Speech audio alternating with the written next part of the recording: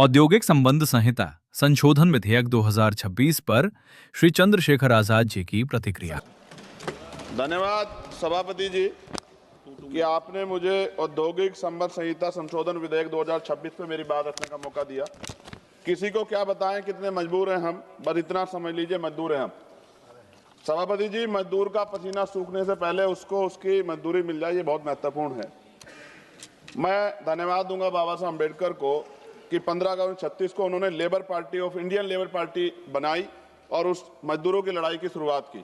1942 में वो जब लेबर मिनिस्टर थे तो 12 घंटे से घटा के 8 घंटे काम किया, महिलाओं के लिए मातृत्व लाभ दिया और लेबर के जो सामाजिक सुरक्षा थी वो दिलाने का काम किया। अब मैं बिल पे आता हूँ सभापति जी। कहा जा रहा है केवल एक तकनीकी संशोधन है, लेकिन जब बात श्रमिकों के अधिकारों, औद्योगिक संतुलन, करोड़ों परिवार के भविष्य की आएगी, तब कोई संशोधन केवल तकनीकी नहीं होता है, हर शब्द का असर होता है, हर प्रावधान का परिणाम होता है। महोदय, वर्ष 2020 में सरकार ने 29 श्रम कानूनों को 4 श्रम संहिताओं में समाहित किया था। उस समय विपक्ष ने कहा था कि सुधार के नाम पर श्रमिकों की सुरक्षा कमजोर ना हो जाए।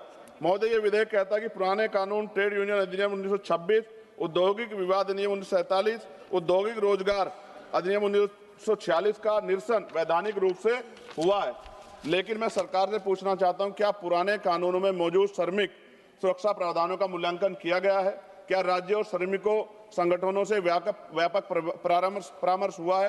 क्या अस्थायी आदेश अधिनियम के तहत श्रमिकों को मिलने वाली सुरक्षा कमजोर की नहीं हुई है? क्या जिनके लिए कानून लाया, क्या उनसे आपने कोई चर्चा की है? क्यों ट्रेड यूनियन हड़ताल पे है? सभापति जी, औद्योगिक संबंध संहिता 2020 के तहत 300 तक कर्मचारी वाले प्रतिष्ठानों को छटनी और तालाबंदी के लिए पूर्व अनुमति की आवश्यकता से मुक्त कर दिया गया। पहले ये सीमा 100 थी। देश में 70% से अधिक औद्योगिक इकाइयां 300 से कम कर्मचारियों वाली हैं। इसका मतलब बहुत बड़ी संख्या में श्रमिक अब बिना सरकारी अनुमति के छटनी का सामना कर सकते हैं। 300 कर्मचारियों की सीमा के तहत यदि छटनी आसान होती है तो सबसे पहले असुरक्षित वर्ग प्रभावित होंगे, जिनमें SC, ST, OBC के श्रमिक बड़ी संख्या में।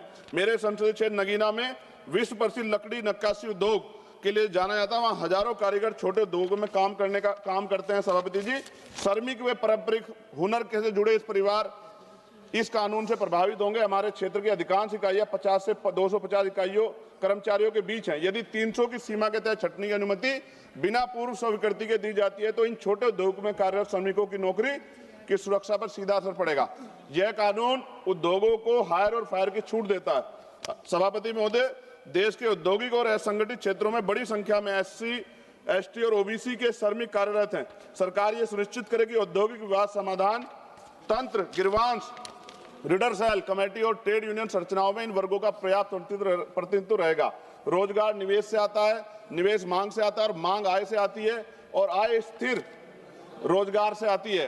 सभापति महोदय, हम सुधारों के विरोधी नहीं हैं, हम अस्पष्टता के विरोधी नहीं है, लेकिन हम ये चाहते हैं कि श्रमिकों के अधिकार सर्वोपरि हो, रोजगार सुरक्षा सुनिश्चित हो, यूनियन की स्वतंत्रता बनी रहे, राज्यों की भूमिका सम्मानित हो। नगीना के कारीगर केवल मजदूर नहीं है, वे हमारी सांस्कृतिक विरासत के संरक्षक हैं। उनके हाथों की कारीगरी भारत की पहचान है। यदि औद्योगिक कानूनों में बदलाव से उनके रोजगार में स्थिरता प्रभावित होगी तो यह केवल आर्थिक नहीं, सांस्कृतिक क्षति भी होगी। सभापति महोदय, खत्म करते हुए, यदि सरकार वास्तव में श्रम सुधार को समावेशी बनाना चाहती है तो यह सुनिश्चित करना होगा कि SC, ST और OBC श्रमिकों को सामाजिक सुरक्षा, बीमा, पेंशन और न्यूनतम वेतन का पूर्ण संरक्षण मिले। सभापति महोदय, अगर हम उनके साथ होने वाले अन्याय पे लड़ने का अधिकार ही छीन लेंगे तो फिर कैसे वो अपनी बात को कह पाएंगे? हम भी जब यहाँ में मौका नहीं मिलता है, कोई बात होती तो हम भी तो विरोध करते हैं ना। आप विरोध का अधिकार छीन के इतना समय लागू कर देंगे तो सर पूंजीपति तो मार देगा ना उनको। क्या सरकार पूंजीपतियों के बारे में सोचेगी या करोड़ों मजदूरों के जिनके कंधों से देश बना? इसलिए मैं आपसे आग्रह करता हूं, मैं इसको अपोज करने के लिए खड़ा हुआ हूं और मैं आपके माध्यम सरकार से आग्रह करता हूं इसमें उचित संशोधन करे जिससे कि श्रमिकों का नुकसान ना हो, उनके साथ अन्याय ना हो। धन्यवाद। जय भीम, जय भारत।